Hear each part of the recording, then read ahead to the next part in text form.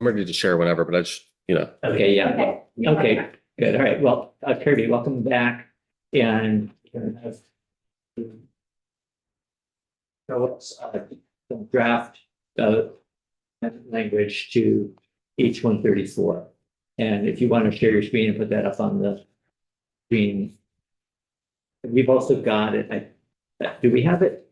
Have we sent it to Sidonia? Point two is posted. Is that the draft you're talking about? Oh, no. 2.4. we've been, Yes, no, I haven't gotten this draft yet. Are you- Yes. But the skills that you Okay. okay, so, yeah, things have been moving quickly. We've been, working on this, so. Thank you. I know you've been busy with lots of other bills at the same time, so appreciate Yes, it. so we made a number of tweaks on this. This is, draft 2.4 of, a committee amendment, involving current use, related to current use and land use change tax primarily. Should I walk through? It's 2.4? Yes, please. Yeah. Okay. So in section 1, we have slight changes. If you recall from the original version of H-134, it had asked to change when a portion of a parcel is being removed from current use, that the determination for what the value of that is for the purposes of calculating the land use change tax was to be changed from current law, which is to be valuing it as a separate parcel, to changing it to a proration strategy.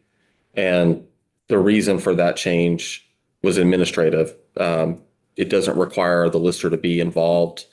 It requires the lister to be involved, but not involved in doing additional work. It's something that could be done without additional work. And so it makes it, more streamlined. The downside of that approach is that the proration results in a lower value in many cases, which means less land use change taxes being paid, which then in turn means less disincentive to develop land and to take land out of the program. So that's kind of the policy tensions with this issue. So what do we have here? We have language that would have PBR use a formula that it develops to estimate the fair market value based on the portion of the acreage of changed land and the grand list value of the acreage of the enrolled parcel. And this, we might still be getting feedback from PBR if this is exactly what they want. The idea is that they would kind of have a chart of, if it's 1 acre being removed, we'll use this kind of percentage. If it's 2, with the idea that you're trying to get at the difference in values that would result if you did value it as a separate parcel, but do it in a way that doesn't require an actual on the ground redoing of the lister's job. Okay. Does that make sense? It's kind of trying to get the best of both worlds there. And it required me to make this conforming change in subsection B there, where this says in law specifically how that fair market value is to be done for this land use change tax. So I just had to add that so that we don't have a conflict between these different subsections, that trying to start from the beginning of the sentence. Thereafter, land that has been withdrawn or developed shall be appraised and listed as at its full fair market value in accordance with the chapter on property valuation, according to the appraisal model and land schedule of the municipality, which is typical for property valuation. And then I added, and including any additional methodologies required in section. What that's really getting at is that sentence I said before, where that formula would be used. That would be an additional methodology. So that's just to make sure these things don't conflict with one another. And again, we may get feedback from PBR about whether they think that covers it, or if they're worried that more is needed, and I'm not sure. That's the proration issue. If you have any questions about that. Representative O'Brien? Kirby, is there any deadline for PBR to come up with this methodology? Could they wait 10 years? No, it would be for after this becomes effective, which I think it's set to be effective. I think that currently this amendment has a July 1 effective date. I can double check. This makes you sick. Be careful. Don't look at the screen. Yeah, I think we do have a July 1 effective date. Yeah, so it's July 1. Starting July 1, they'll need, when this issue comes up with the portion of the parcel, they'll need to start doing it. There won't be, They don't have a 2-year window to develop the chart. my understanding is that they already know what they'll do. Representative Boswell. Yeah, I just wanted to clarify. I mean, so is the proration, is that what Jamie Fidel described as going back to the old policy? Or, Proration as it was pitched by Representative Kimball went back to the old policy. yeah, This is new. This is an attempt to have the relative simplicity of the old system while taking into account that a small parcel has more value than so by is itself. the Deb Brighton model, is that? It's exactly what it is. Okay, all right. Okay. I just wanted to make sure what we were talking. Yeah. Yeah, and I will say that I heard from Deb Brighton this morning, who is not surprisingly encouraged about having the conversation and has been following the discussion and I think giving some input to PBR and Kirby in turn has been consulting with Jill so that we're on the same page.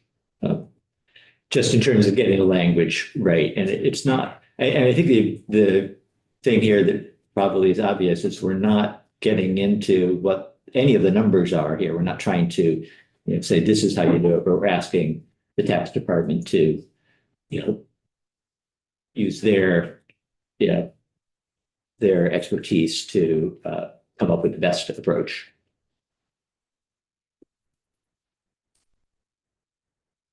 Any other questions About that before we move on?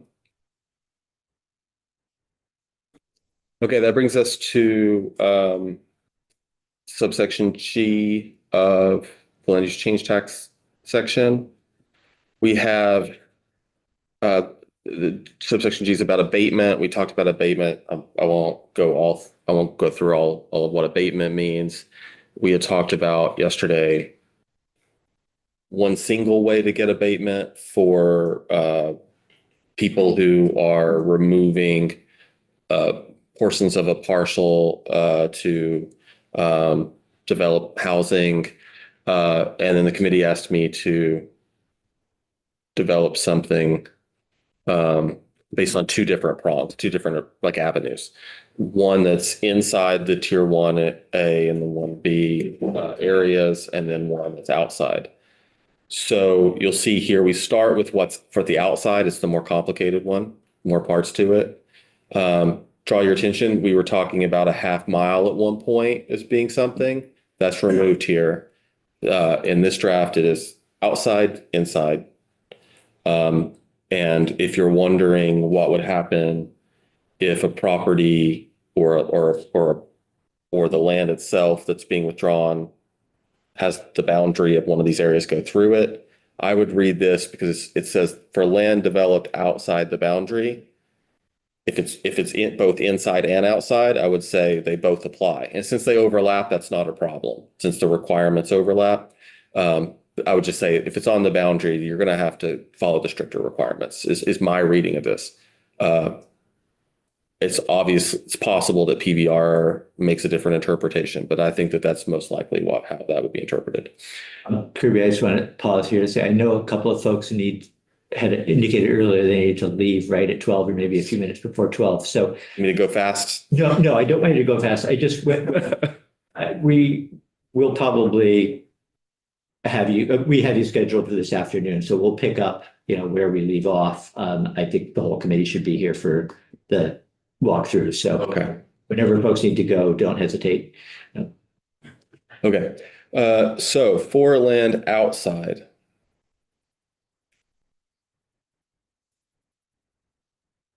Abatement could be allowed if all these requirements are met. Not more than 2 acres were withdrawn for the purpose of developing affordable housing. There was a discussion yesterday of 1 acre, 2 acre. I left it at 2 because I don't know that I heard specifically to change that. But I want to flag that. Okay. Good, we'll flag it now. Good, thank you. And the taxpayer applying for abatement has not previously received abatement through subsection G before, including whether they've done it as the beneficiary of a trust or a member of an LLC or whatever. The third, withdrawn land fronts an existing public road. Fourth, land was developed exclusively with one or more of the following types of property: affordable housing, an affordable home, basically, like affordable in terms of not a McMansion is that one. And then the third is property exclusively used for long-term rentals, which requires a little interpretation, which I flagged for you yesterday, but that's what we have there for the idea of apartments. And then lastly, the development on the withdrawn land has a density of not less than 1.5 unit per half acre. Do want to flag, I was able to get in touch with Ellen about this. She tells me that I had recalled some statewide minimums for density, that zoning can't be more restrictive than a certain amount, but it was more complicated than I remembered. It's for certain areas like growth areas, things like that. There's no across the board density requirement across the state. So there are some places, Ellen tells me, in Vermont where you can only have 1 unit per 5 acres or 1 unit per 10 acres. That actually exists, according to Ellen, which means that you would not, if with this density requirement, even though a person might qualify to have abatement done and meet all the requirements of this, if your town doesn't let you do it, you won't be able to do it. So it's possible zoning could get in the way. Yeah, this is because we're requiring here 1 unit per half acre, and it's possible your town won't let you do that. So Kirby, does this mean on a 2 acre lot, you would need to have 4 units? It would mean on a 2 acre lot, you'd have 4 units, yeah. Okay, and I'm not sure that's, well, let's think about that. I'm not sure that's what we had intended. It is what we told you yesterday. Mhm. But I don't know that that's what we were originally thinking, we were trying to accomplish here. To give you some background, and if that's okay, if you're okay with spending time on this for a minute. Yeah. Let me.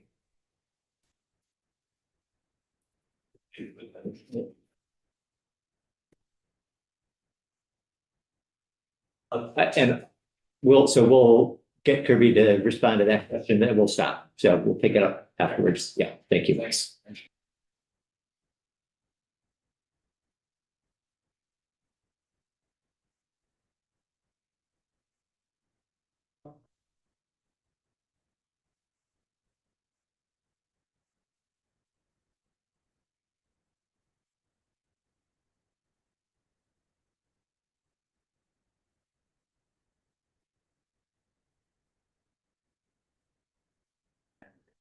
So sorry about that.